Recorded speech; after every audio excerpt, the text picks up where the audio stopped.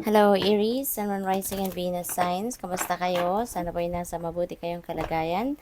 Welcome back po sa Star Tarot. Kung bago kayo dito, welcome din kayo. Thank you for your support. I truly appreciate it. God bless you all, Aries. Una mensahe po ninyo, following your bliss. Ayan, so napakaganda nito kasi finally, 'di ba? Maaari ngayon lang kayo magkakaroon ng pagkakataon para sundin kung ano naman yung makakapagpasaya sa inyo or gawin kung ano man ang makakapagpasaya sa inyo. So, good for you, 'di ba? Kasi maaari no na mga nakaraang panahon, nakaraang pagkakataon, laging iniisip ninyo kung ano yung makakapagpasaya sa ibang tao, yun ang sinusunod ninyo, yun ang ginagawa ninyo. But ngayon, no, you are going to follow your bliss. Finally, you are going to decide siguro na gawin, no, pagbigyan naman ng sarili ninyo. At kung ano yung makakapagpasaya sa inyo, yun naman ang gagawin ninyo. So, good luck sa iyo. We have trusting your intuition. Ayan, my life is truly guided. So, maaaring nare-recognize talaga ninyo, no, na kayo ay divinely guided. That the divine universe is sending you guidance through your intuition.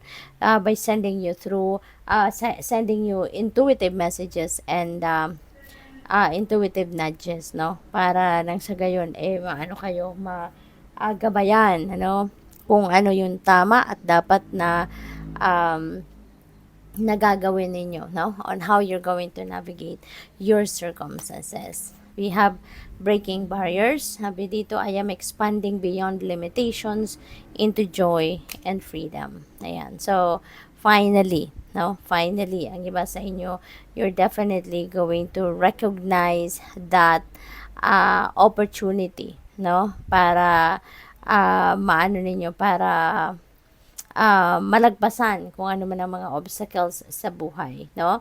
So, probably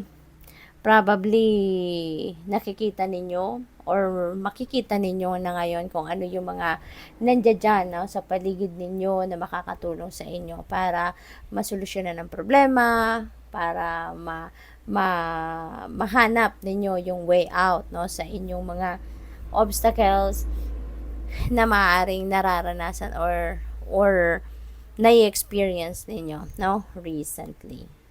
What else? We have cultivating prosperity. The abundance of the universe is pouring into my life. Napakaganda, hindi ba?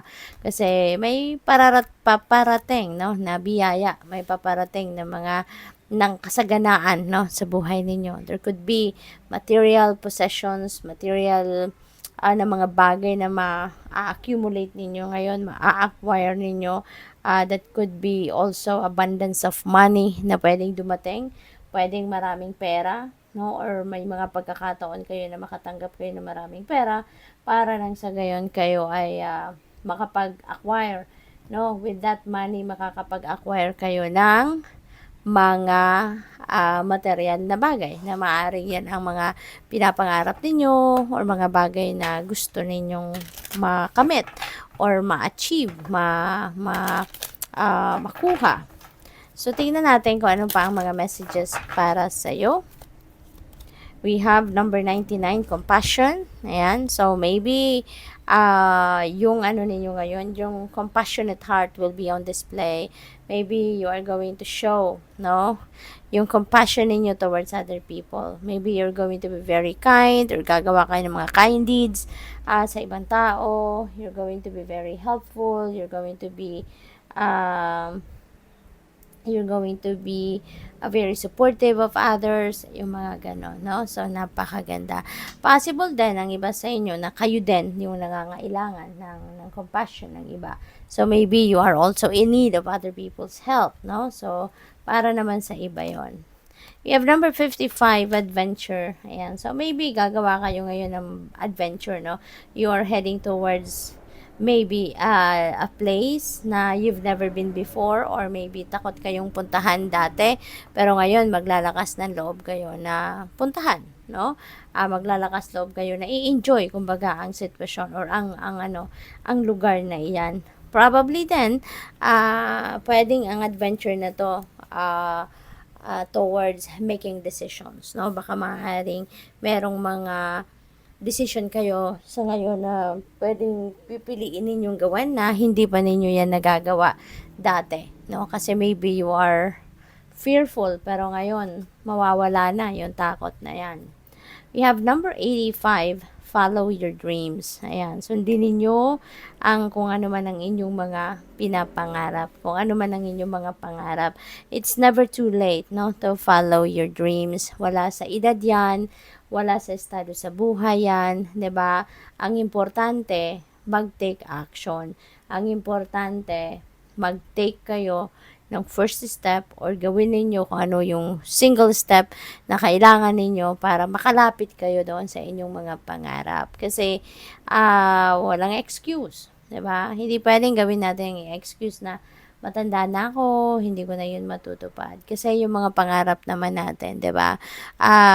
Hindi naman nagre-require, 'di ba, ng kung wala namang requirement na kahit ano, hindi ba? Ang importante lang gawin natin kung ano ang possible na gawin natin kasi marami naman ding paraan, 'di ba? So, what else? We have number 3, creativity. Maaring mabibigyan ninyo ngayon ng pagkakataon yung inyong creative prowess, yung inyong creativity, yung inyong mga artistry na ma-practice ninyo sa ngayon, magamit ninyo, mai-apply ninyo sa mga gagawin ninyo at maaring ito yung makakapagpasaya sa inyo. 'Di ba? Maybe embracing your creativity will mean following your bliss. 'Di ba? Maaari din ang creativity ninyo itong magiging kapital ninyo para magkaroon kayo ng abundance and prosperity. Or maaari yung creativity ninyo na to, ito yung magiging daan, 'di ba? Para makamit ninyo ang inyong mga pangarap, no? So whatever it is, no, whatever it takes, 'di ba? So, maybe, yun ay magagamit ninyo yung creativity ninyo para makamit ninyo ang inyong mga pinapangarap. So, good luck. Thank you for watching. Love and light. Namaste.